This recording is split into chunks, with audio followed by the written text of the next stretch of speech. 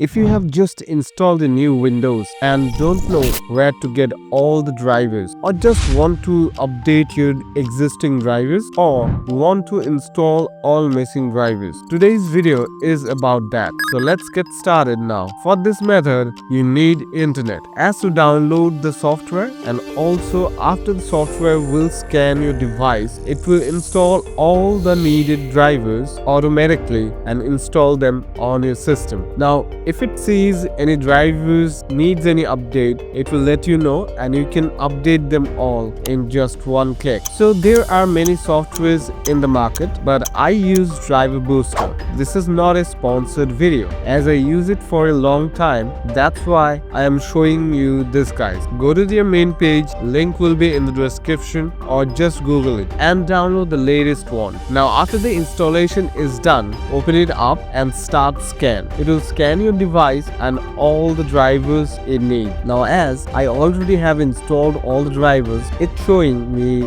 there are updates for some drivers and I can do so. Now if you just Google for the license key, you'll find one or more license key for the software. Try them out and surely one of them will work for you. So hope this video helps you out. Please consider subscribing and giving a like. Comment if you're installing new drivers or updating your drivers.